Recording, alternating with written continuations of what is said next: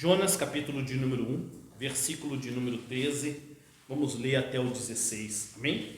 Para a honra e glória do Senhor. Vamos nos colocar de pé, amém? Vamos ler com reverência a palavra do Senhor. Jonas, capítulo de número 3, vamos ler do 13 ao 16, tema: a salvação dos marinheiros. A salvação dos marinheiros, amém? Jonas, capítulo 1, do 13 ao 16, tema: a salvação dos marinheiros. Diz assim a palavra do Senhor: entretanto, os homens remavam, esforçando-se para alcançar a terra, mas não podiam, porquanto o mar se ia tornando cada vez mais tempestuoso contra eles. Então clamaram ao Senhor e disseram: ah, Senhor, rogamos-te que não pereçamos por causa da vida deste homem, e não façais cair sobre nós este sangue, quanto a nós inocente, porque tu, Senhor, fizeste como te aprouve. E levantaram a Jonas e o lançaram ao mar, e cessou o mar da sua fúria. Temeram, pois, esses homens em extremo ao Senhor, e ofereceram sacrifícios ao Senhor, e fizeram votos. Vamos ao Pai em oração. Querido Pai amado, em nome do Senhor Jesus, nós estamos aqui nessa noite, Senhor, com o coração contrito e ao mesmo tempo alegre diante de Ti, Senhor, porque sabemos, ó Pai, e temos consciência pela fé, mediante o agir do Espírito Santo na palavra, que a Tua salvação, Senhor, é uma grande salvação. Que o Senhor, ó Pai, está no controle de todas as coisas, inclusive de toda a nossa vida. Do momento em que nascemos até agora e até o dia em que o Senhor decretou que nós vamos partir, aleluia, o Senhor sabe todas as coisas. Nada te pega de surpresa, nada te surpreende, tudo está totalmente no teu total controle. Toda a providência de Deus, aleluia, é para o bem do seu povo e é para a tua glória, Senhor. Faça-nos, Senhor, pela tua infinita misericórdia, entender isso. Faça-nos, Senhor, entender que só há paz quando nós lançamos os nossos pecados sobre ti. Faça-nos, Senhor, entender que apesar de porfiar, como cantamos aqui, se estivermos contra a tua palavra e a tua vontade, de nada adianta porfiar. De nada adianta trabalhar, porque o Senhor não permitirá. A sua graça é que deve bastar em nossos corações. Nos faça entender todas essas coisas, Senhor. Abra os nossos olhos, coloque a tua palavra dentro do nosso coração, que nós possamos guardá-la para não vir a pecar contra ti. Ó Senhor Deus, abençoa-nos, manifesta as tuas bênçãos sobre nós, Senhor. Permita-nos, Senhor, que nós possamos voltar a trilhar o caminho, que é Cristo, apertado, a porta estreita, porque é essa que conduz à salvação. É isso que eu te peço, Pai, em nome do Senhor Jesus. Amém e amém. Podeis assentar, irmãos.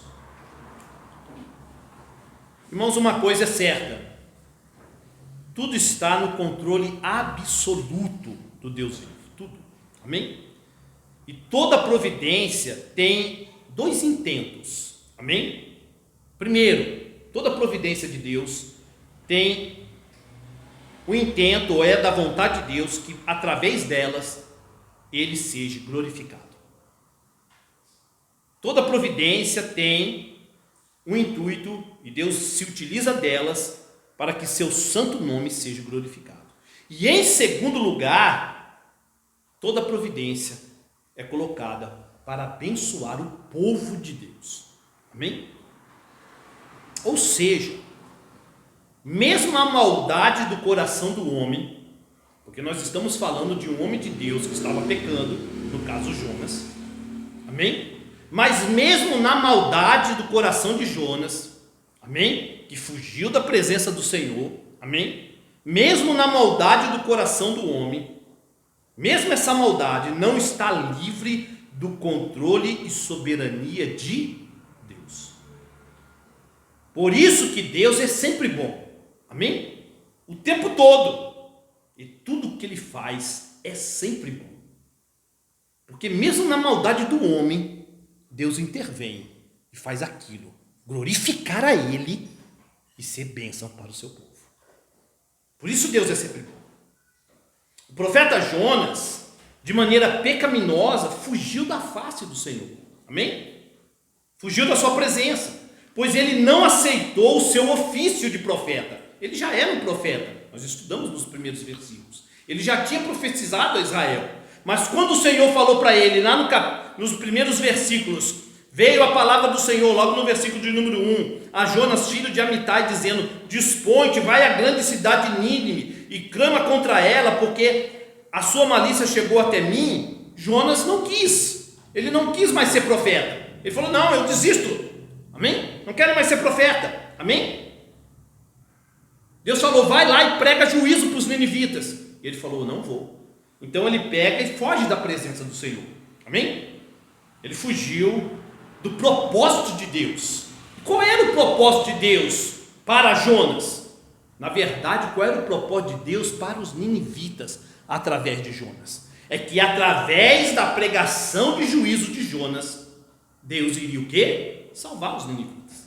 Então Jonas fala: eu não quero a salvação desses estrangeiros, dos nossos inimigos, vou fugir da face do Senhor. E por fé, Jonas já sabia o que ia acontecer. Isso aqui é maravilhoso. Quando você vai para o capítulo de número 4 do livro, amém? Jonas já sabia que Deus iria salvar aquele povo, amém? Porque ele fala no capítulo de número 4, quando Deus salva e não castiga a cidade, não a subverte, Jonas fala lá no 4, versículo de número 2, e orou ao Senhor, ou seja, ele foi falar com Deus e disse: ah, Yahvé, ah, Senhor, não foi isso que eu disse, estando ainda na minha terra, quando o Senhor falou comigo?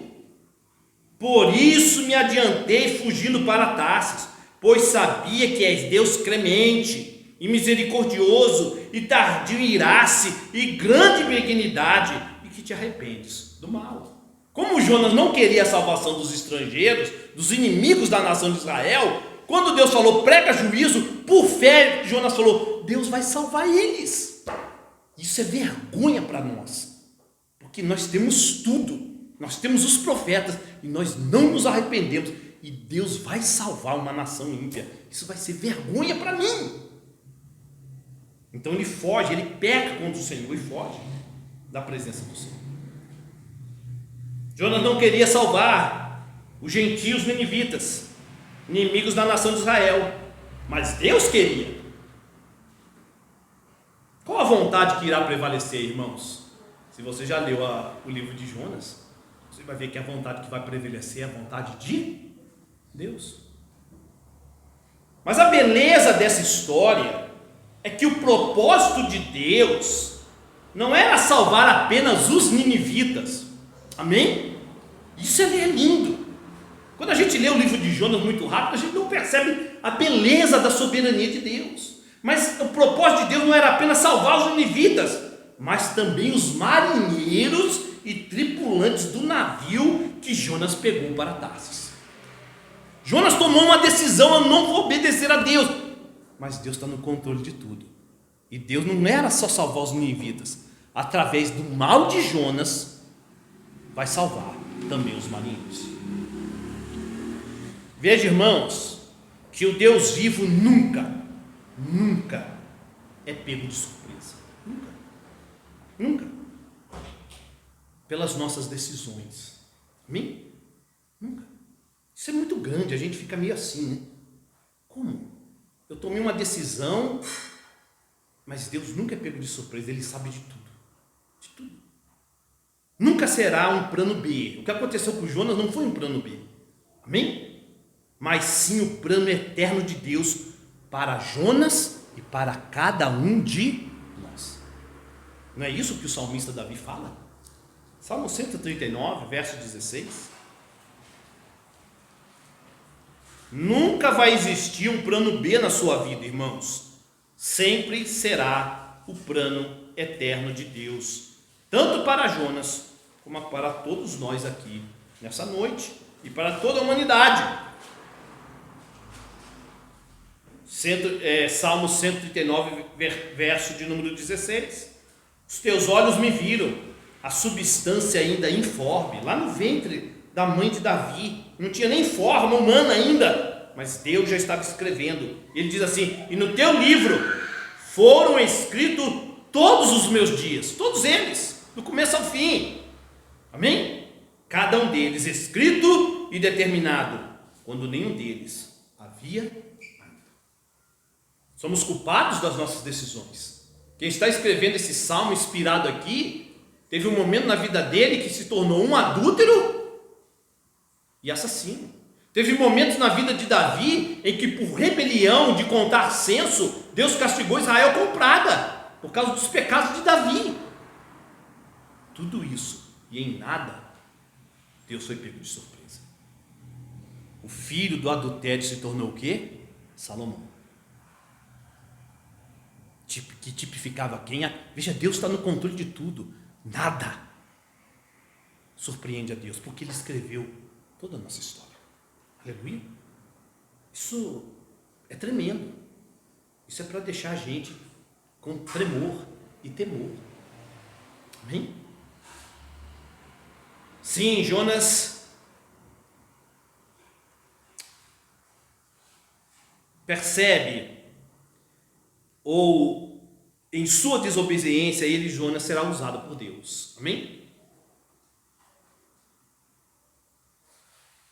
Deus vai usar, na sua providência, a vida de Jonas e a desobediência de Jonas para salvar aqueles marinheiros, pois eles pertenciam desde a eternidade ao Deus vivo. Então Jonas vai perceber que na sua desobediência, lá na frente ele vai perceber que na sua desobediência ele será usado por Deus, na providência de Deus, para salvar aqueles marinheiros, que eram o quê? Gentios. Amém? Porque quando começa a tempestade, você voltando lá no livro de Jonas, amém? Você vai ver que o coração daqueles homens era um coração incrédulo, ímpio, não é? Volte lá em Jonas, amém?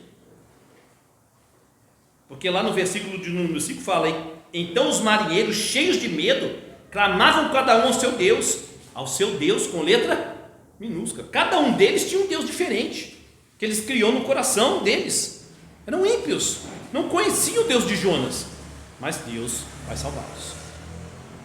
Preste atenção, irmãos, pois aqui devemos tomar muito cuidado, porque Jonas está pecando, não está? Ele está fugindo do seu ofício e do mandado do Senhor. Vai, prega para os ninivitas juízo, salva eles.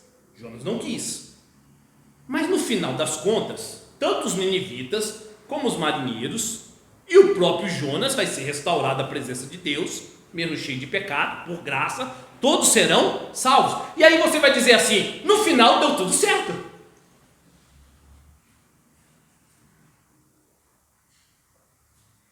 Temos que tomar cuidado com isso, porque o exemplo de Jonas não é exemplo para a gente ser seguido. O que nós devemos focar aqui é na misericórdia do Senhor, que transforma o mal em bem, por amor, para a glória dele, por amor dos seus. Vou dar um simples exemplo. Um cristão, irmãos, casa, por exemplo, e eu já vi muitas histórias assim, muitas mesmo. Um cristão, por exemplo, casa com um descrente. E quantos irmãos que vocês conhecem que a pessoa casou com um descrente e hoje em dia ambos servem ao Senhor?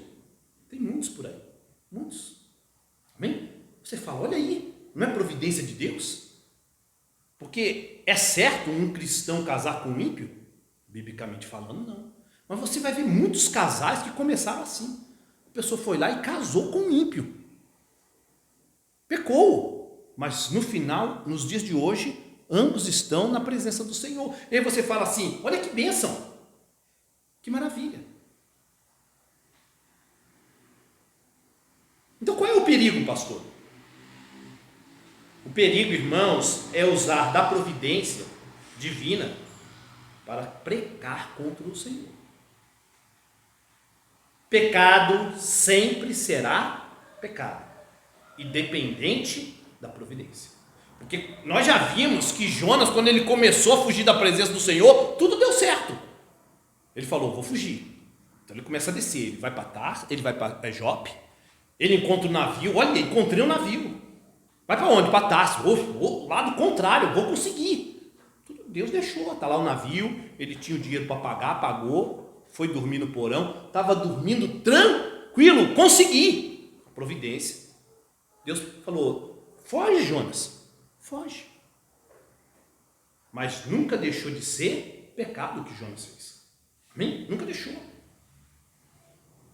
Usar da providência de Deus, porque deu certo com alguém, e falar assim, isso é regra para a igreja, e podemos simplesmente deixar para lá, porque se deu certo com o fulano, vai dar certo com nós, porque afinal de contas, Deus é bom. Não, isso é errado, isso é pecado. Amém? O problema não é o resultado, mas sim se estamos obedecendo a Deus ou não. Porque quantos casaram com pessoas que aparentemente eram cristãs e o casamento não deu certo? Também não acontece ao contrário? Então é o resultado que funciona? Ou é o obedecer a Deus? O obedecer a Deus é mais importante. Então nunca é o resultado, é sempre obedecer a Deus. Pois Jonas, irmãos, não tinha a mínima ideia que Deus o usaria para salvar os marinheiros. Ele não tinha a mínima ideia. Amém? Da mesma forma, você não sabe se aquela pessoa ímpia a quem você quer se associar, e eu usei aí a questão do casamento, mas em tantas áreas, não é? Aquela pessoa ímpia que você quer contrair matrimônio, ou que você quer juntar seus negócios com ele, para o seu negócio crescer, e aí você fala, não, eu vou porque no final das contas Deus vai me usar para salvar ele. Você não sabe. Você não sabe. Não tem como você saber se realmente aquela pessoa é um eleito de Deus. E se você não sabe, se associar a ele é julgo desigual. Logo é pecado. Não é o resultado, mas é se eu estou obedecendo a Deus ou não. Porque o resultado pertence a Deus. E Deus é soberano. Mas a minha obediência é eu me submetendo a Deus. E aí Deus se alegra. Amém? E aí Deus se regozija conosco. Um exemplo muito claro disso, de como Deus, isso aí foi só um parênteses, de como Deus usa o mal das pessoas para produzir bênção para o seu povo, está lá em Gênesis capítulo de número 50. Vamos lá. Gênesis capítulo de número 50. Esse é um exemplo muito forte nas escrituras sagradas, não é? Primeiro livro da Bíblia, Gênesis capítulo de número 50. Famosíssimo texto, não é? A história é o que? José e seus irmãos, queriam matar, na verdade, José, mas Rúben interveio e falou, não vamos matar, olha ali, tem uma caravana ali de ismaelitas, né? Vende ele como escravo, e depois a gente conta uma mentira para o nosso pai e diz que ele foi morto. Maldade, não é? Mas Deus, na sua providência, abençoou quem? Não apenas José, mas toda uma nação que viria a existir, não é? Então, quando abre lá em Gênesis, capítulo de número 50, o último capítulo de Gênesis, abre aí a sua Bíblia, lá no finalzinho, versículo de número 15, Jacó morreu, amém? Então os irmãos de José falaram, é agora que José vai nos castigar, porque o pai já não está mais aqui para nos proteger, amém? E aí fala assim, vendo os irmãos de José que seu pai já era morto, disseram, é o caso de José nos perseguir e nos retribuir certamente o mal todo que lhe fizemos.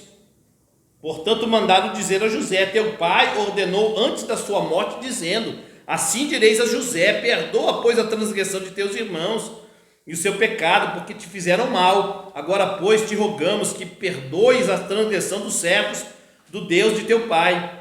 José chorou enquanto lhe falava. Depois vieram também seus irmãos, prostraram-se diante dele e disseram, eis-nos aqui por teus servos. Respondeu-lhe José, não temais.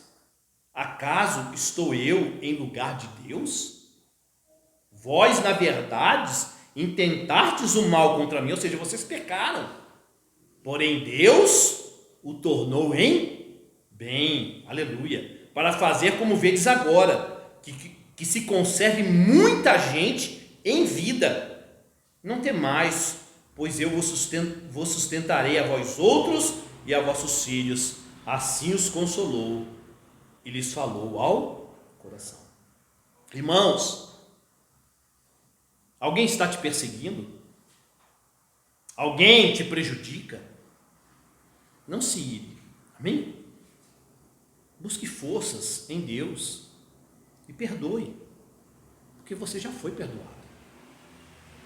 Deixa nas mãos de Deus, pois a Ele e somente a Ele pertence a vingança e a justiça. Não adianta a gente se irar contra alguém que nos persegue. Nunca se esqueça da providência de Deus, irmãos. Amém? Nunca se esqueça. É Deus que está no controle de tudo. Abra lá em Tiago, capítulo de número 1, versículo de número 20. Se alguém está te perseguindo, ou se algum dia alguém te perseguir, não se ire com essa pessoa. Amém? Porque se isso está acontecendo, é providência de Deus. Ou Deus não sabia que ia acontecer aquilo com José? Sabia! Mas Deus, a providência dele está pensando lá na frente para abençoar, para a glória dele e para abençoar muita gente em vida, como José falou. José compreendeu. Epístola de Tiago, capítulo de número 1, versículo de número 20. Tiago fala bem assim, aleluia, 1:20, olha que coisa linda, amém? Tiago 1:20, amém?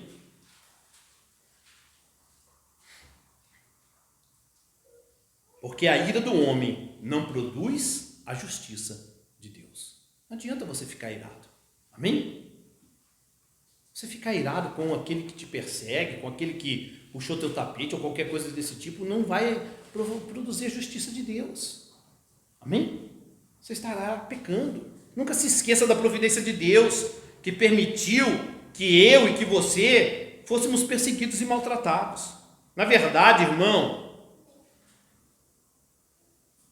a verdade é que quando nós nos iramos, com ódio contra alguém que nos persegue, ou com aquilo que acontece conosco, não é contra as pessoas que pecamos, apesar de também ser, mas é contra o nosso Deus, que está no controle de nossas vidas. Irmãos, isso é algo para a gente meditar dia e noite, porque é difícil para nós engolirmos isso, a nossa carne. Deus está no controle de tudo, mas Deus está no controle daquele que está me perseguindo? É. E quando eu me revolto contra aquela pessoa com ódio, com ira, eu estou pecando contra ela, não, eu estou pecando contra Deus que permitiu que aquela pessoa me perseguisse. Ou nós acreditamos na palavra ou não, e a palavra diz o quê? Que a minha história está toda escrita, aleluia. Não se deixe tomar de ira, de ódio contra ninguém. Lembre-se que tudo sucede para o bem do povo de Deus, não é isso que a palavra de Deus fala? Romanos 8:28, vamos confirmar? Aleluia. Então não é só, eu estou tão feliz, todo mundo me trata bem, Deus está comigo. Não, está todo mundo me perseguindo, não, Deus não está comigo. Não, a palavra de Deus fala que todas as coisas, amém? Não o pecado que eu cometo, porque o pecado que eu cometo me leva para ser diferente de Cristo, mas as circunstâncias desse mundo, a palavra de Deus é bem clara, Romanos 8:28, amém? Sabemos que todas as coisas cooperam, ou seja, todas as coisas que Deus coloca na minha vida, seja perseguição, seja alegria, seja o que for, cooperam para o bem daqueles que amam a Deus, daqueles que são chamados segundo o seu propósito. Aleluia! Medite sempre nessas coisas, irmãos, para que você não venha a murmurar contra Deus. Geralmente pessoas que murmuram contra Deus são pessoas que não aceitam essa verdade. Elas acham que porque são crentes tudo tem que dar certo na vida delas, e aí elas murmuram. Mas quando nós meditamos nisso e temos consciência disso, e as coisas não dão certo, nós fazemos como Jó, glorificamos e adoramos a Deus em toda e qualquer circunstância. Então, irmãos, posto isso, apenas uma pequena introdução, nós vamos notar que o livro de Jonas é maravilhoso, porque ele agora foca primeiro em Jonas, e agora ele vai focar totalmente nos marinheiros e na salvação dos marinheiros. E é isso que acontece do capítulo 3 ao 16 de maneira mais forte. Isso é que nós vamos perceber, que tudo já girar em torno dos marinheiros e não propriamente de Jonas. Jonas ali passa a ser um figurante, amém? Da salvação daqueles marinheiros, amém? A primeira coisa que acontece com aqueles marinheiros está lá no versículo de número 5, volte lá em Jonas, amém? E aí você vai ver como Deus está transformando e salvando, transformando o coração daqueles marinheiros, quebrando o coração de pedra e transformando num coração de carne, um coração temente, desde o começo. Lá, primeiro, no capítulo, versículo de número 5, capítulo 1, 5, eles têm medo da morte que vem sobre eles, não é isso? Versículo de número 5, ó. Então os marinheiros cheios de medo, porque vem uma grande tempestade, e afundar o navio. Então o texto é bem claro, então os marinheiros cheios de medo, medo de morrer, clamavam cada um a seu Deus, e lançavam ao mar a carga que estava no navio, para o aliviarem do peso dela. Que coisa interessante, não é? Não é assim que o ímpio, até o ímpio, né, entende? Quando vem o medo da morte, o que as pessoas percebem? As pessoas, o mundo, irmão, é o quê? Amém? É a concupiscência dos olhos, da carne, a soberba da vida. As pessoas querem o mundo, mas quando a morte bate, o salário do pecado bate na porta do pecador, em geral, até o ímpio vai deixar de dar valor para as coisas materiais. Não é verdade? Quantas pessoas, até ímpias, quando a morte bate, ela pega todo o dinheiro, paga o melhor médico que eu quero ser salvo. Ou então, né? Não, daqui para frente, é tanto tempo de vida que eu tenho, a pessoa muda completamente, não para salvação, mas ela começa a tratar bem os parentes, porque ela vê que aquilo ali é tudo uma grande besteira, que ela perdeu tempo com aquelas coisas, e ela começa a tentar ganhar, né? Tomar o tempo que ela perdeu atrás de coisas materiais, porque eles aqui começaram a lançar aquilo que era o fruto do salário deles. Eles começaram a jogar a carga do navio. De onde havia o salário deles? Não era de entregar a carga no porto onde eles estavam indo para Tarsis? Eles pegaram e começaram, não, é melhor a gente viver do que, deixa isso aí, joga tudo fora, essas coisas materiais, eu quero a minha vida. É isso que aconteceu com eles, porque eles estavam com medo da morte. Aí no versículo de número 10, eles descobrem que a culpa daquela tempestade e do sofrimento deles era de Jonas. Olha só, versículo de número 10, amém? Então os homens ficaram possuídos de grande temor. Agora presta atenção, lá no versículo 5 eles tinham o quê? Medo da morte, da tempestade. Aqui vai começar a mudar a história. Já não é mais medo que eles vão sentir, mas temor. E por que eles vão sentir temor? Versículo de número 10. Então os homens ficaram possuídos de grande temor e lhe disseram: que é isto que fizestes? Pois sabiam os homens que ele, Jonas, fugia da presença do Senhor, porque ele o havia declarado. Então Jonas falou assim: quem é? A sorte caiu sobre Jonas. Quem é você? De onde você vem? E Jonas fala o quê? Eu sou hebreu, eu temo ao Senhor, o Criador dos céus, da terra e do mar, e eu estou fugindo da presença dele. Aí eles falaram: que é isso que você fez? Que loucura é essa? Você está dizendo que você serve um Deus que está no céu, que criou o mar, que está aqui essa tempestade, e criou a terra firme, e você está tentando fugir de um Deus que não se pode fugir? E isso criou não medo, mas temor no coração deles. Deus está transformando, amém? Deus está transformando. E eles descobrem outra coisa, amém? Porque Jonas volta a profetizar. Eles descobrem que para parar a tempestade, a ira de Deus, Jonas teria que ser morto, porque na visão dele Jonas iria morrer. Uma tempestade, você lançar a pessoa no mar. Jonas volta a profetizar, não é isso? Veja lá o versículo de número 11, amém? Disseram-lhe: que faremos para que o mar se acalme? Porque o mar se ia se tornando cada vez mais tempestuoso. Então Jonas agora vai profetizar, respondendo: tomai-me e lançai-me ao mar, e o mar se aquietará, porque eu sei que por minha causa vou sobreviver a esta grande tempestade. Então Jonas profetiza a palavra de Deus: me lance no mar e vai acabar tudo isso. Que coisa, não é? Então aqueles homens ficaram num dilema terrível. E qual era o dilema deles? Eles sabiam agora que a culpa era de Jonas, e que a salvação para eles daquela tempestade era lançá-lo no mar. Fácil, está resolvido o problema. Mas não, eles temeram. Lembre-se, irmãos, que enquanto Jonas está ali com aqueles ímpios, o que acontecia lá em Israel? Cada profeta de Israel que se levantava, o que os judeus faziam? O que os hebreus faziam? Mata. A gente não quer ouvir esses profetas. Mata eles. Elias se levantou, Acabe queria matar ele. Estou falando só do reino do norte, hein? Todos se levantavam, o que aconteceu? Todos foram mortos, porque o povo de hebreu não tinha temor de Deus no coração. Então matava os enviados de Deus. Mas veja como Deus está transformando o coração desses marinheiros, porque era fácil: pega esse homem e joga, estamos salvos. Mas o temor, não mais o medo, toma conta do coração deles. É como se eles tivessem ouvido Davi falando. Eles nunca leram a palavra de Deus, mas a palavra de Deus, o Espírito Santo está falando ao coração deles através de Jonas.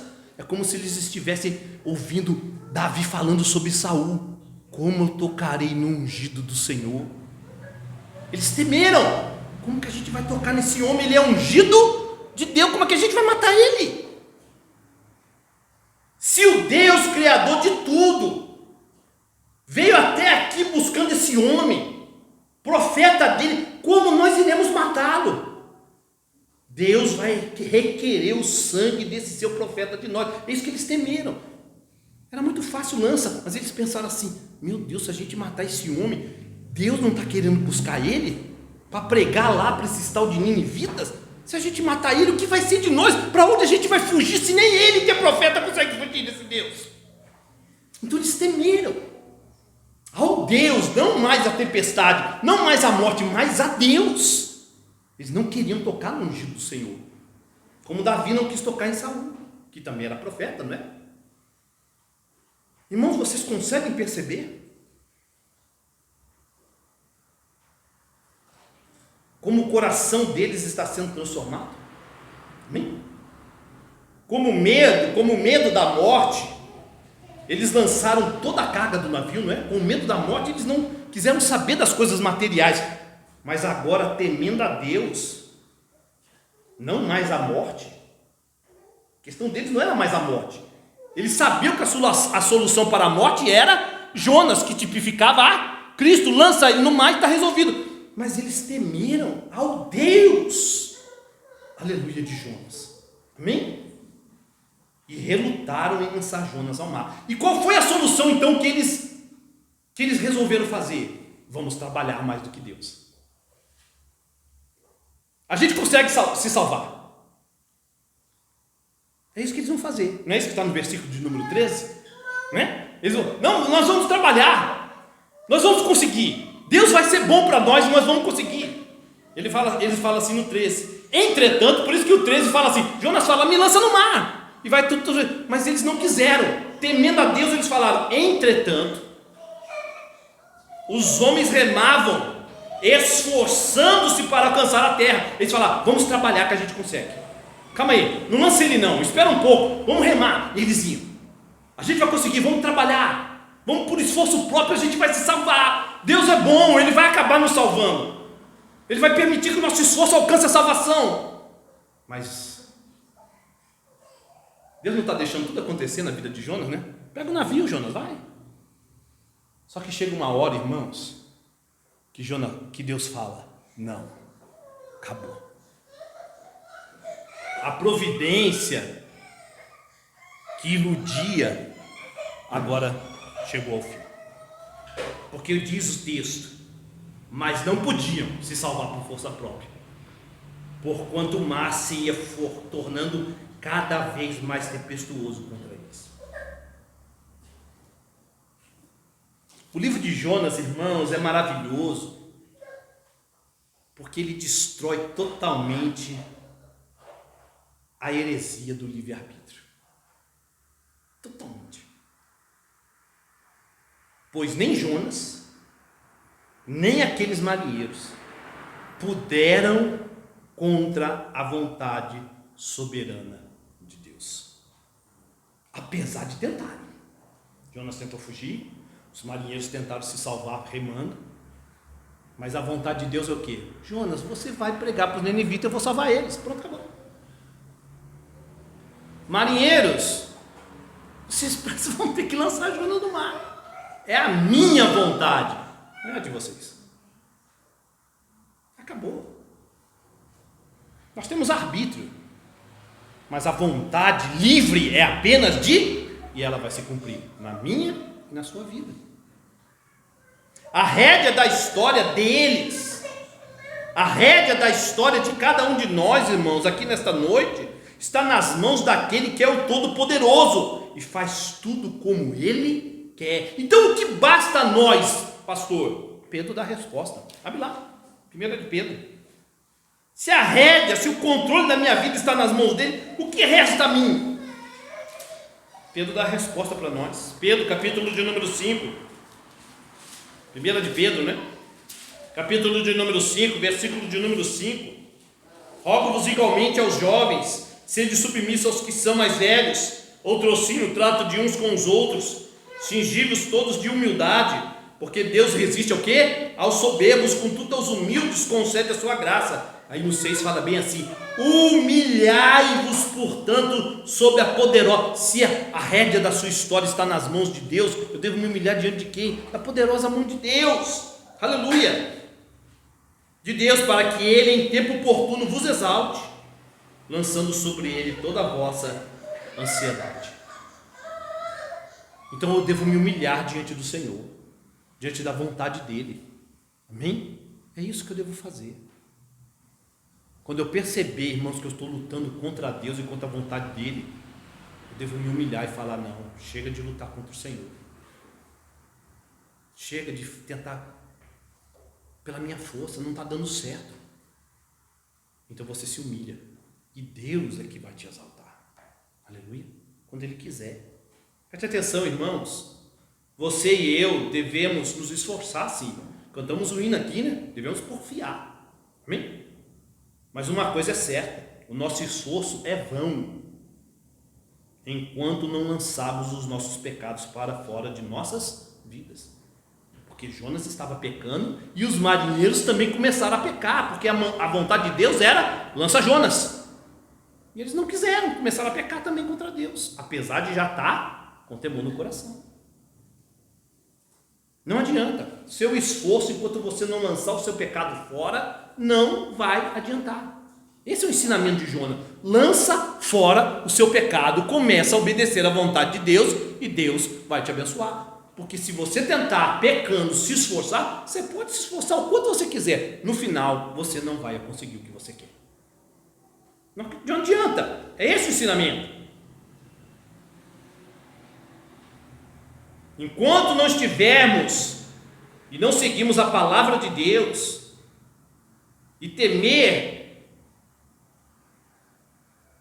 aleluia, a Deus através da sua palavra, como guia de fé, enquanto nós não tivermos a palavra de Deus como guia de fé e prática nossa, nosso esforço é em vão. Enquanto não formos ao trono da graça, irmãos, para buscar a graça que pode nos salvar, a graça que vem do nosso Pai, como os marinheiros vão buscar a graça de Deus em oração, nada adianta. Tiago é bem claro na sua epístola 1,17: toda boa dádiva, todo dom perfeito vem de quem? Do Pai das luzes, em que não há sombra, nem variação e nem mudança. Amém? Só há paz nele, não no nosso esforço.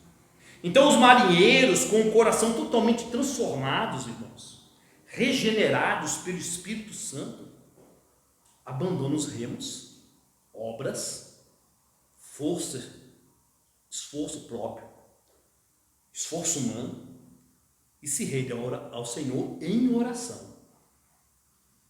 Eles primeiro, nós vamos nos salvar. Aí eles falam, não tem como. Vamos ao Senhor em oração. Vamos ao Senhor em oração, porque só Ele pode nos perdoar. Só Ele pode nos garantir verdadeira salvação. Nós não conseguimos com as nossas forças. Então eles agora vão, verdadeiramente, por graça, buscar a Deus em oração. E Deus irá escutar a eles e atendê-los, não somente escutar, mas atendê-los. Verso de número 14. Então clamaram ao Senhor, quando eles viram que não estava dando certo. Então eles fizeram o quê? Clamaram. Agora preste atenção. Está em letra maiúscula ali, ao Senhor, na sua Bíblia? Aí é o quê? É o tetagrama. Lá no versículo de número 5, cada um deles clamava ao seu Deus. Aqui eles vão clamar a quem? Ao Deus que Jonas pregou para eles, ou seja, Yahvé. Eles não vão a qualquer Deus, eles não vão clamar ao universo, à mãe natureza, eles vão clamar a Yahvé. E clamaram a Yahvé, o Deus de Jonas, porque Ele que criou, que está no céu, criou o mar e a terra. Só Ele pode salvar.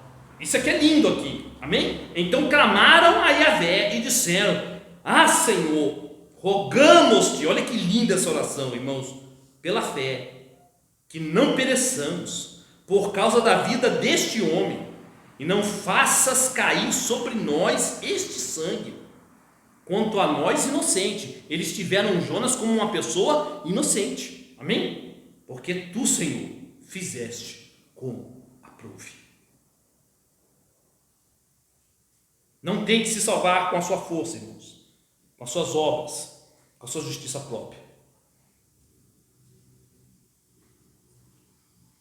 Mas não somente eles, não é? Jonas também está sendo o quê? Transformado, não é? Porque não devemos nos esquecer que Jonas fala o quê? É por minha culpa. Não é isso que está no versículo de número 12? Amém? Os marinheiros estão sendo transformados, mas o profeta salvo também. No versículo 12 ele fala assim: porque eu sei que por minha causa vou sobreviver essa tempestade. Jonas caiu em si e falou: eu sou o quê? Pecador. Me lança no mar, porque eu que mereço o castigo, não é vocês. Está vendo? Os marinheiros estão sendo salvos, e o salvo Jonas está sendo trazido de volta para Deus. E como é que Deus traz? Mostrando aonde você pecou, te levando ao arrependimento. Eu pequei, por isso está acontecendo tudo isso. Chegou uma hora que Jonas falou assim: não tem desculpa, a culpa é minha. Os marinheiros perceberam que Jonas era um homem de Deus, que estava com o coração atribulado por causa do seu pecado, e por isso não quiseram lançá-lo. Irmãos, até os ímpios percebem a diferença de um filho de Deus para um filho de Belial. E qual é a diferença de um filho de Deus para um filho de Belial, pastor? Os filhos de Deus sabem muito bem que nada são. Nada são. Eles não precisam que o mundo os aponte. Não precisam. Apesar que às vezes Deus vai usar o mundo para nos apontar, não é? Mas eles não precisam. Eles sabem que eles são o quê? Culpados. Nós somos culpados, irmãos. Nós somos merecedores do quê? Do inferno. Do inferno. E a nossa única esperança, irmão, está na graça e na misericórdia de Deus que nos salvou. Essa é a diferença. O homem mundano, diante da morte, diante do evangelho, vai falar: eu sou bom, eu não faço nada, olha o outro, é muito pior do que eu. O servo de Deus, o filho de Deus, sabe que ele é um miserável pecador, que só é salvo porque a graça de Deus o alcançou. Essa é a característica dos verdadeiros cristãos. Lucas capítulo de número 18. Vamos confirmar isso na palavra. Esse texto acho que o Gabriel trouxe, né, na pregação que ele trouxe, Lucas 18, versículo de número 13. Essa é a característica daqueles que são justificados. 18, 13. Amém? O publicano, ou seja, o pecador, estando em pé, longe, não ousava nem ainda levantar os olhos ao céu, mas batia no peito dizendo: ó Deus, se propício a mim, pecador. Quem desceu justificado? Quem foi justificado por Deus? O seu filho, que sabia que era um pecador e que buscou apenas a graça de Deus. 1 de Timóteo 1,15. 1 de Timóteo 1,15. Primeira epístola de Timóteo, versículo 1, capítulo 1, versículo de número 15. Paulo fala bem assim: fiel é a palavra e digna de toda aceitação, que Cristo Jesus veio ao mundo para salvar os pecadores, dos quais eu sou o quê? O principal. Paulo sabia, eu sou o pior de todos. Esse é o sentimento, não da boca para fora, irmãos, mas esse é o sentimento que nós devemos ter em nosso coração. Que Deus nos ajude isso. Não da boca para fora, eu sou o maior dos pecadores, como se levando de brincadeira, mas que Deus possa colocar esse sentimento no nosso coração: somos pecadores. Mas pastor, será que nada que nós fazemos não é bom? Mas até quando nós fazemos algo de bom, irmãos, nós sabemos que tudo vem do Senhor. Não é isso que acontece com Paulo? Abre lá em 1 Coríntios, capítulo de número 15. Será que nada que eu faço, Deus... Não, Deus se agrada sim. Mas qual é o sentimento que está no meu coração? Paulo vai explicar muito bem. 15, 20. 1 Coríntios 15, 20 não, 15, 10. Paulo aqui, irmãos, vai falar que ele era o menor dos apóstolos. Amém? Se você ler o contexto. Mas ele trabalhou mais do que todos. Ele tinha consciência disso. Amém? De que ele trabalhou, que ele fez mais do que todos os outros. Mas ele fala bem assim, ó, no 10. Mas pela graça de Deus sou o que sou. E a sua graça que me foi concedida não se tornou vã. Antes trabalhei muito mais do que os outros ali. Ele sabia, ele tinha consciência. Eu fiz muito mais do que todos eles. Fiz mais do que Pedro, fiz mais do que Tiago, fiz mais do que todos. Mas ele fala bem assim, ó: todavia não eu, mas a graça de Deus comigo. Mesmo quando se elogiava, Paulo, é como se o Espírito Santo estivesse dando uma puxão de orelha, né, irmão? Se é que eu posso falar assim, que Deus me perdoe. Calma aí, Paulo, escreve direito aí, Paulo. Mas a graça de Deus comigo. Paulo não era enganado, ele sabia em quem ele cria. Ele sabia quem é que guardava a coroa dele para aquele grande dia, que não era ele, que nada que ele pudesse fazer garantiria isso, mas somente o Senhor Deus. É como o reformador Calvino, né? Dizem que essa frase de Calvino disse: tudo que você vê de ruim em mim sou eu mesmo, e tudo de bom que você vê em mim vem de Deus. Preste atenção, irmãos, quanto mais humilde você for, mais de Deus você terá. Quanto mais humilde você for, mais de Deus você terá. Eu quero ter muito de Deus. Como é que está a sua humildade diante do Senhor? Você se acha bom? Ou você sabe qual é a sua condição? Tiago, capítulo de número 4, fala bem sobre isso. Tiago, capítulo de número 4. Quanto mais humilde você for, mais de Deus você terá, mais comunhão com Deus você terá. Capítulo 4, versículo de número 5. Ou supondes que em vão afirma a Escritura: é com ciúme que por nós anseia o Espírito que Ele fez habitar em nós? Antes Ele dá força, Ele dá maior graça. Olha, irmãos, o que fala lá em João, no Evangelho de João? E temos da sua plenitude e graça sobre graça. Nós temos acesso a uma graça ilimitada de Deus, não é? Mas Tiago está falando assim: você tem acesso à graça ilimitada, mas seja humilde, porque quanto mais humilde você for, mais graça você terá, mais de Deus. Amém? Ele fala bem assim: antes da maior graça, pelo que diz, Deus resiste ao quê? Aos soberbos. Quantas vezes nós somos soberbos, irmãos, diante dos nossos pecados? Não é bem assim, eu faço isso porque eu tenho uma situação aí. Deus tem que entender. Não sei se já aconteceu isso com vocês, mas comigo sim. Às vezes a gente resiste à repreensão de Deus e achamos desculpas para os nossos pecados. Isso é soberba. Começamos a achar desculpa. Não é bem assim. Quanto você faz isso, mais longe o Senhor. Não é que você vai perder se você é um salvo, tá? a união, mas você está perdendo a sua comunhão. Mas quando você reconhece o seu pecado, Deus restaura a comunhão com você. Jonas reconheceu e falou: é por causa de mim que está acontecendo isso.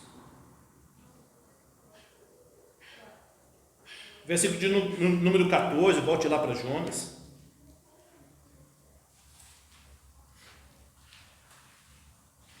Profeta Jonas. No versículo de número 14, os marinheiros, por fé, viram que Jonas era um homem de Deus, apesar do seu pecado. Ora, o que Jesus fala, irmãos? Então, os marinheiros, agora você vai ver a tipificação de Jonas em relação a Cristo. Você vai ver a diferença. Porque Jonas, os marinheiros olharam para Jonas e falaram: é um homem de Deus, nós não vamos matar ele. E quando eles resolveram lançar ele, eles falaram: Senhor, não permita que o sangue desse homem recaia sobre nós, porque nós temos a ele como inocente, mas vamos fazer a tua vontade. O Senhor quer que a gente mate ele? Lance ele no mar? Nós vamos fazer, mas nós não queremos fazer isso. É isso que está acontecendo. Nós não queremos, porque eles estavam temendo a Deus. Ele é um homem de Deus, mas a gente vai fazer o que o Senhor quer. Não recaia sobre nós o sangue dele. Agora, o que Jesus fala em relação a Jonas? Abre lá em Mateus. Isso aqui é lindo aqui. E ao mesmo tempo, temeroso. Para nos fazer temer. Mateus, capítulo de número 12. Desculpe. Mateus 12. O que Jesus fala do Jonas? Esse aqui os marinheiros tiveram como um homem de Deus. Amém? Temente a Deus e que eles não queriam lançar ao mar. Mateus 12, 41. Ninivitas se levantarão no juízo contra esta geração e a condenarão, porque se arrependeram com a pregação de quem? De Jonas. Olha o que Jesus fala: eis aqui está quem é maior do que Jonas. Quem é maior do que Jonas? Jesus. Aqueles homens falaram: não recai o sangue desse homem inocente sobre nós, Senhor. Yahvé tem misericórdia de nós. Abre lá em Mateus capítulo de número 27.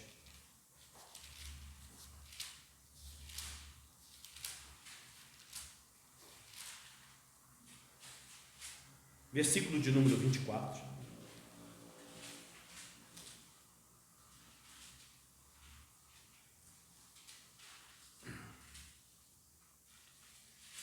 Pilatos colocou, né? Barrabás, Jesus, quem vocês querem que a gente mate? Ele tinha certeza, não pediu um assassino, né? Mas para surpresa dele, o que eles falaram? Crucifica Jesus. O povo, o mesmo povo que foi receber Jesus com ramos,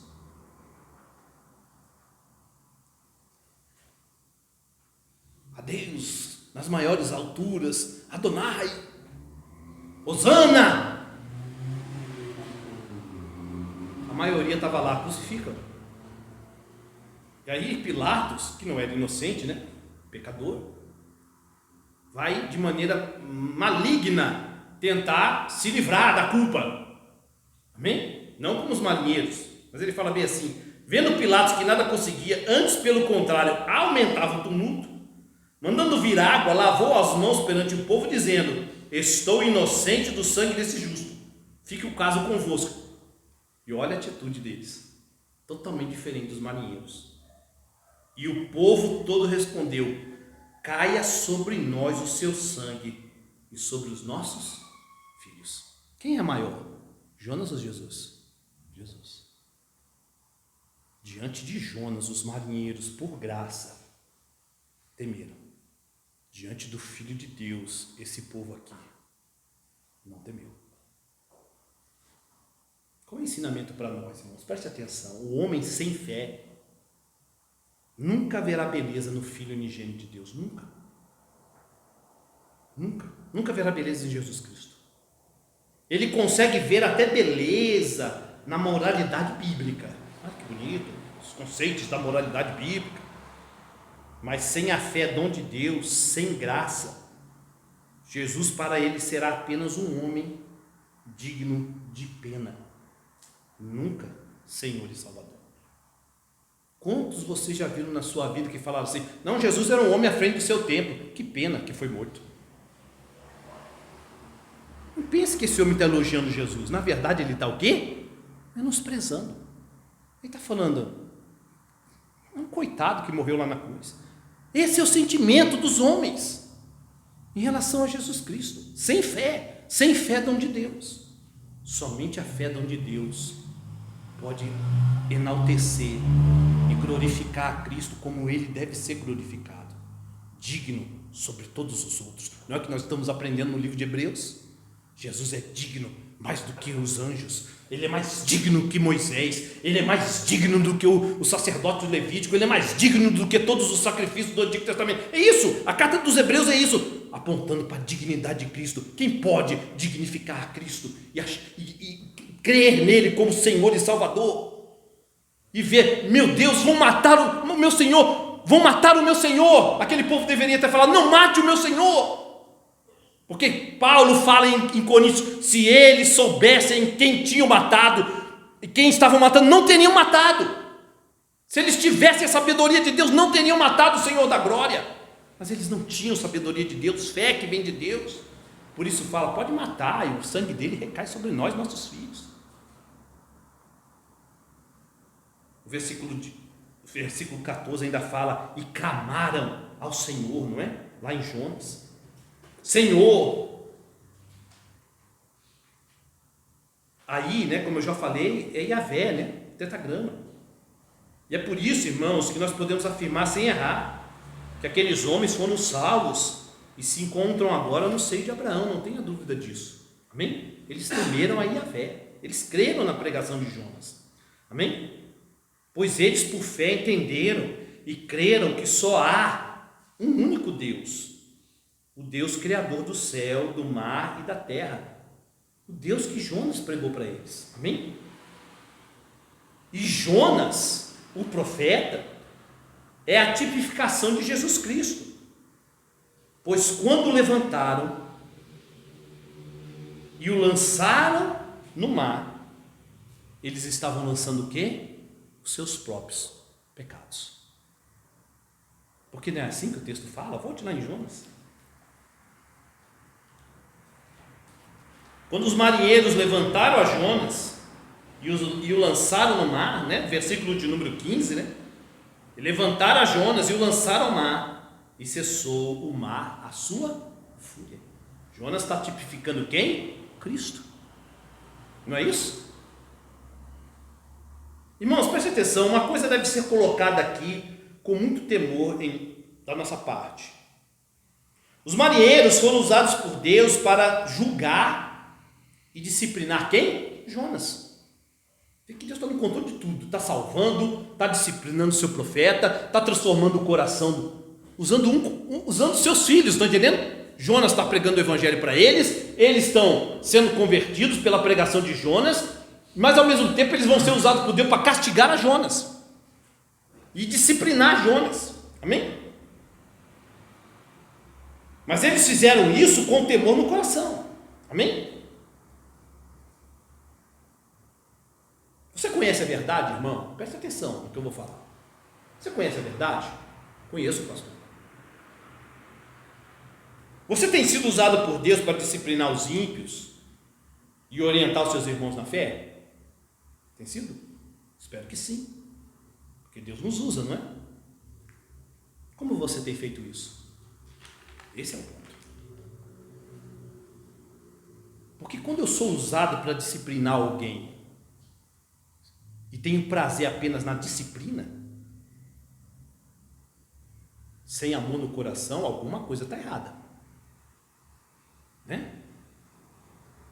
Opa, irmão, está errado isso aí, hein? Está errado isso aí, irmão. A palavra de Deus diz isso, está certo, né? A palavra de Deus diz isso, você tem que admoestar, exortar. Exortemos uns aos outros enquanto o dia não vem. Mas qual é o sentimento? Porque eles disciplinaram a Jonas, mas com temor no coração. Estamos disciplinando um filho de Deus.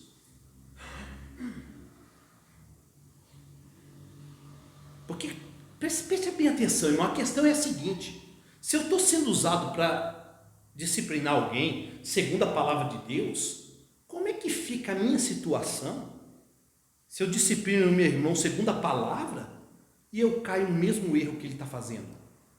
Já pensou nisso? E não é isso que a palavra de Deus nos alerta? Não é o que Paulo fala à igreja de Coríntios no capítulo 10, 12? Aquele, pois, que pensa estar em pé, veja que não caia. Então, todas as coisas lindas o livro de Jonas está nos ensinando, amém? Eles estão disciplinando, sendo usados por Deus. Você quer ser usado por Deus para disciplinar a igreja, disciplinar qualquer pessoa? Amém. Mas olhe para que você não caia no mesmo erro. Tenha temor no coração, como eles tiveram. Tenha temor. Vou disciplinar um filho de Deus até que se prove o contrário.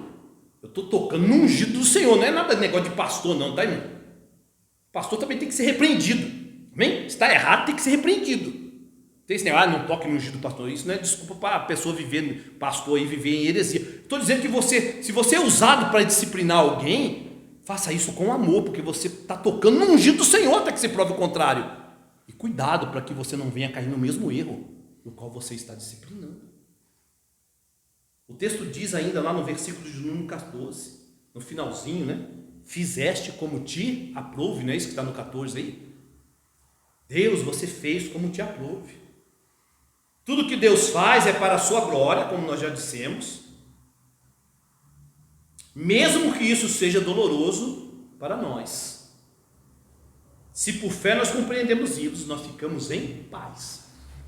Tudo que Deus faz, se Deus está no controle de tudo que Ele faz no final, é para a glória dEle. Tenha isso em mente. E tudo sucede para o nosso bem, mesmo que a gente não entenda. Se a gente compreende isso, meus, a pregação só está se repetindo. Nós ficamos em paz. Nós não vamos murmurar. Quer ver um texto forte sobre isso? Abre lá em Levítico, capítulo de número 10. Tudo que Deus faz é para a sua glória.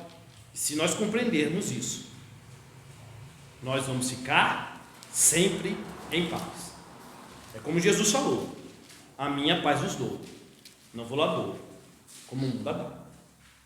Levítico 10, versículo de número 1 ao 3. Nadab e Abiú, os primeiros sacerdotes, junto com Arão, né? Nadab e Abiú, filhos de Arão, tomaram cada um o seu incensário e puseram neles fogo, e sobre este incenso, e trouxeram fogo estranho perante a face do Senhor, o que lhes não ordenara.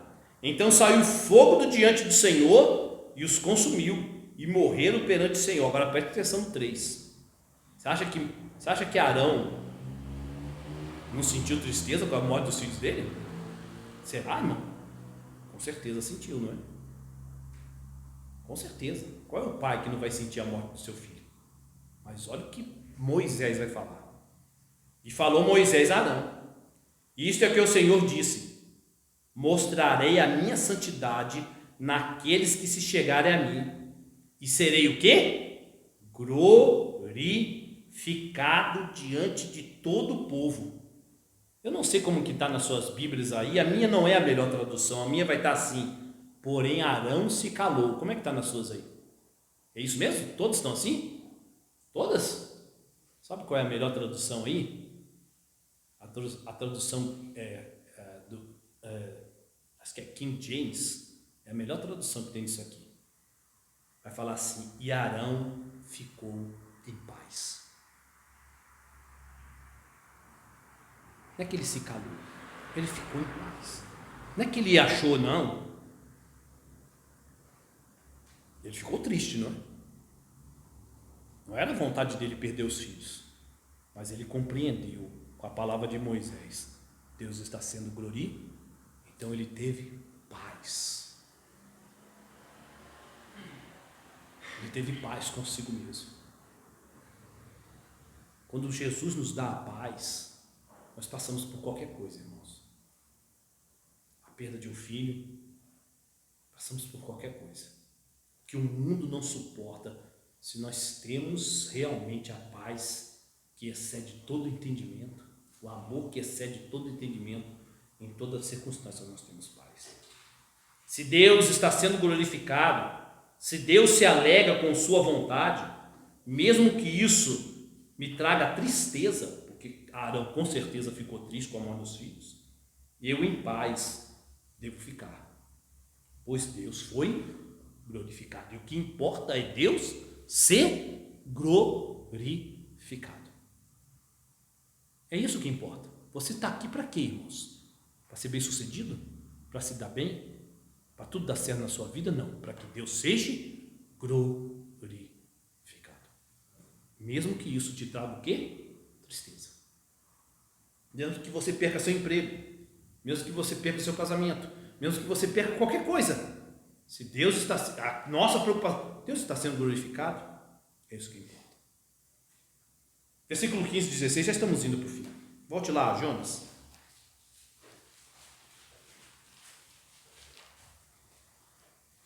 Versículo 15 e 16.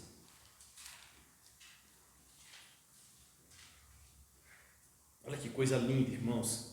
É maravilhoso isso aqui. E levantaram a Jonas. Qual foi o outro que foi levantado? Jesus Cristo, não é? Rapidamente, desça o seu dedinho aí em Jonas. Veja que tudo aponta, né? Quando Jonas escreveu o seu livro, escrevendo a história que aconteceu com ele nunca imaginava, né? Como é que seria, amém? Como é que o Espírito Santo conduziu todos os seus escritores, né? Que coisa linda. Mateus, capítulo de número 3.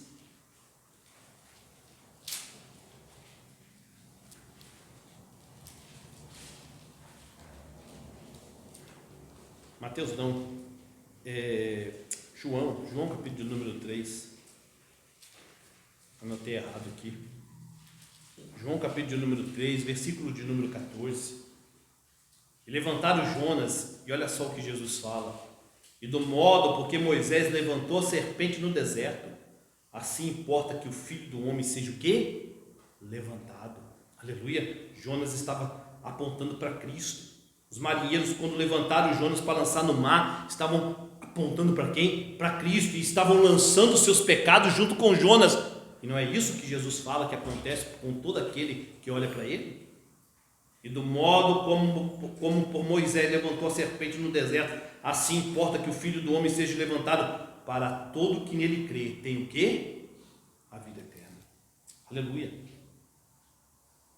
Agora olhe para Jonas, irmãos. Olhe para você. Se Deus, por graça, mediante a fé, te salvou, você é filho, não é? E Ele, Deus, é seu Pai. Isso nunca irá mudar. Preste bem atenção. Se você foi salvo por Deus, por graça mediante a fé, se o Espírito Santo te selou, você é filho, Ele, Deus, é seu Pai, isso nunca irá mudar. Mas olhe para Jonas.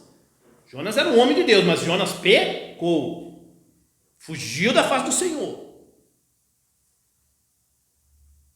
Você não perde a sua união. Mas como está a sua comunhão com Deus? Esse é o ponto. Esse é o ensinamento. Você está aprendendo e fazendo a vontade como um filho obediente? Eu espero que sim. Porque quando inicia o livro, Deus só está instruindo como o pai a Jonas, né? É como um pai que manda o filho buscar pão na padaria. Exemplo bobo, né? Que o pastor está dando, né? Jonas, levanta, vai fazer a minha vontade, vai pregar juízo lá para os ninivitas, vai lá, fala para eles que eu vou destruir eles, o pecado deles é muito grande, eu quero salvar eles. Vai lá buscar pão para mim, Jonas. E Jonas o quê? Como é que Deus está tratando Jonas? Como um pai que instrui o seu dentro da vontade dele. Mas Jonas não preferiu ter um pai, né? Deus nunca deixou de ser pai de Jonas, mas Jonas preferiu ser tratado como sendo por um juiz. E ele foi tratado como se foi feito por um juiz, porque ele foi o quê? Castigado. Não se iluda, irmãos, já estou indo para o fim. Se você teimar em desobedecer a Deus, Ele, por amor, se você for filho, te tratará com juízo e te castigará. Não com juízo eterno, mas com juízo, que nos leva ao quê? Ao arrependimento. E olha que Jonas já está arrependido, mas o efeito da condenação, do pecado de Jonas não foi evitado. Ele foi lançado ao mar, não tinha como escapar. Amém? O juízo veio sobre ele, o castigo veio.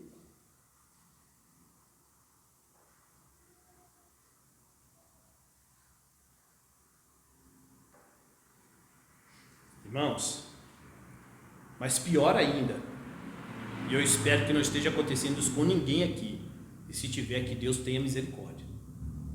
Se você está em desobediência, volte para o Senhor, porque Deus vai te castigar como filho. Mas se estiver acontecendo pior, se você estiver se utilizando da graça de Deus de maneira ilegítima, pois não se esqueça, e a gente já citou ele, Caim também fugiu da face do Senhor. Deus foi buscar Caim? Caim está até hoje no inferno, até hoje. Se você acha, eu estou na graça, vai dar tudo certo, Deus vai me perdoar, posso viver no pecado, não se iluda, não brinque. Não é porque deu certo com Jonas que você pode brincar com o pecado e fazer da graça de Deus libertinagem. Nós devemos buscar o quê? Santidade, santificação, vida piedosa. Nos arrepender dos nossos pecados, perdoar aqueles que nos ofenderam, buscar realmente ao Senhor, porfiar. Não foi isso que nós cantamos? Porfiar pela vida santa, pela terra santa. Amém?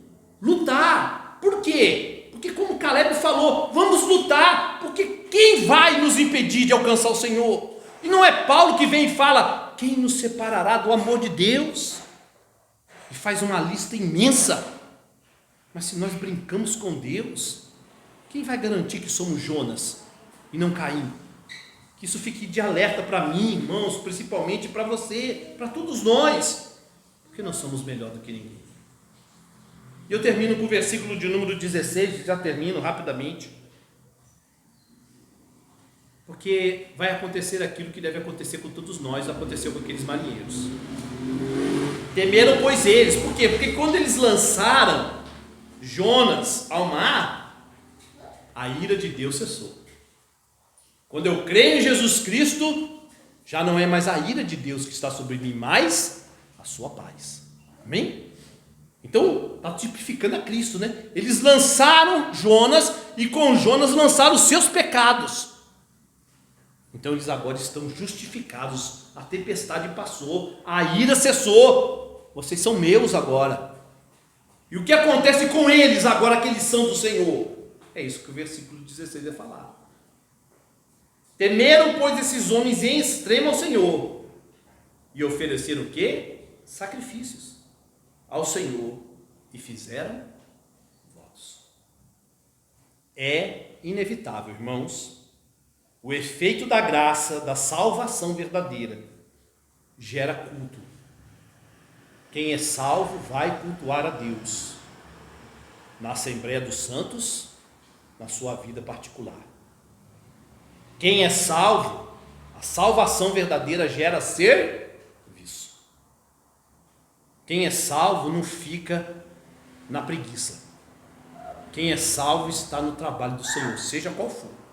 É o que eu falei uma vez para algumas pessoas.